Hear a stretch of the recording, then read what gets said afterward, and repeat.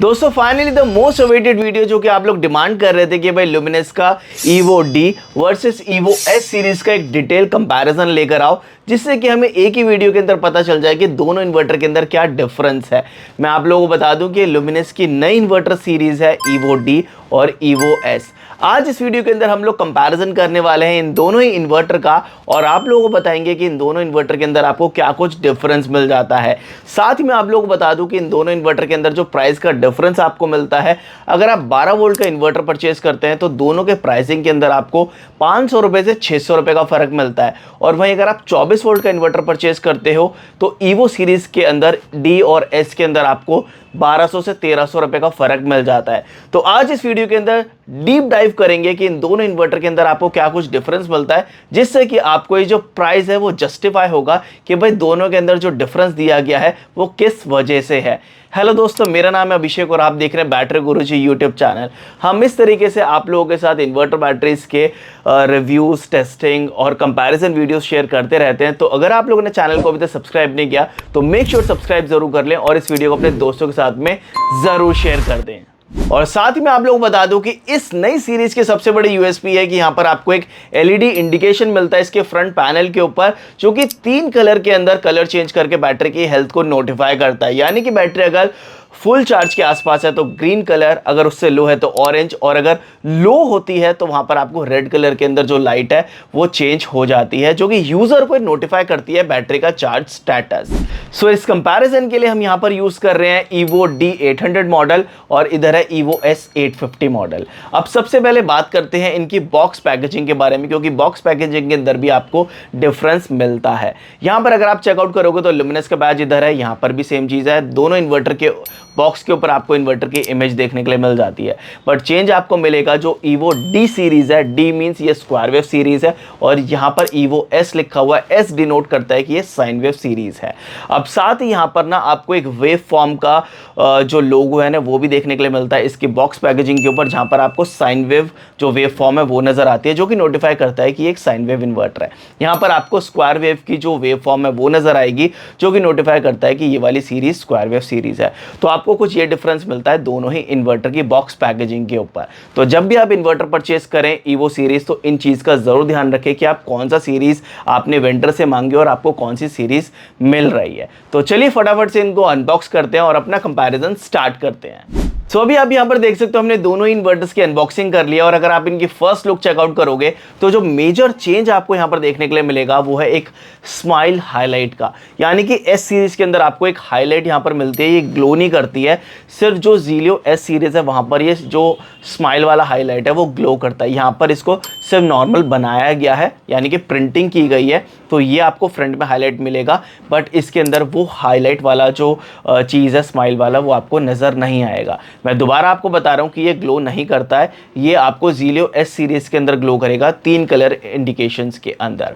अब आप इन दोनों इन्वर्टर्स की जो लुक्स है वो चेकआउट कर सकते हैं। जो मेजर डिफरेंस है इनके लुक्स में वो मैंने आप लोगों को बता दिया है। अब इनके कंपैरिजन के लिए मैंने यहाँ पर कुछ चीज़ें हैं जो कि नोट डाउन की, और ये सारी चीज़ें मैंने खुद तब नोट डाउन किया जब मैं इनका रिव्यू कर रहा था। उसके बाद मैंने इन्हें खुद भी टेस्ट किया काफ़ी टाइम तक, और उसके बाद मैं आप लोगों तक ये सारी चीज़ लेकर आ रहा हूँ। तो मैं इस नोट्स को यहाँ पर यूज़ करने वाला हूँ आपको कंपैरिजन बताने के लिए।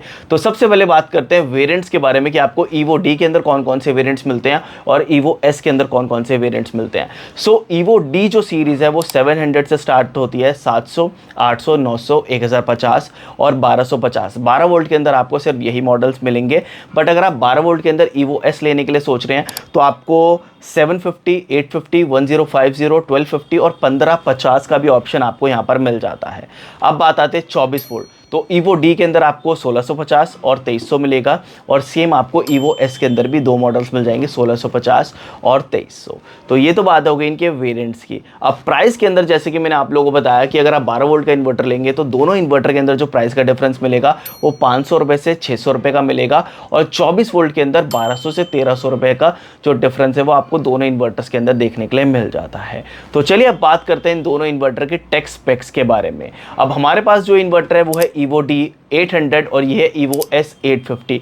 दोनों ही इन्वर्टर्स जो है वो 700 VA के हैं, बट दोनों इन्वर्टर्स की जो लोड लिफ्टिंग कैपेसिटी है वो थोड़ा डिफरेंट है, क्योंकि जो evo S मॉडल है ये 80% एफिशिएंसी के साथ में आता है और जो evo D है वो आपको 84% एफिशिएंसी के साथ में आता है।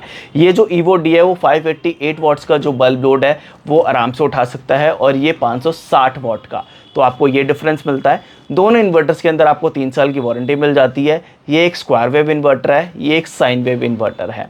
अब अगर बात करें और अदर डिफरेंसेस की, तो दोनों इन्वर्टर के अंदर आप 80H से लेकर 220H तक की जो बैटरी है वो चला सकते हो। अगर आपको 250H की बैटरी यूज़ करनी है तो आपको इनका जो 1250 वाला मॉडल है वो आप यूज़ कर सकते हो, जिसके अंदर 80H से लेकर 250H तक की जो बैटरी है वो आप आराम से यूज़ कर सकते हैं। सो ये तो थी इन दोनों इन्वर्टर की कुछ टेक स्पेक्स। अब सबसे पहले बात करते हैं कॉमन फीचर्स की जो कि आपको दोनों इन्वर्टर्स ऑफर करते हैं।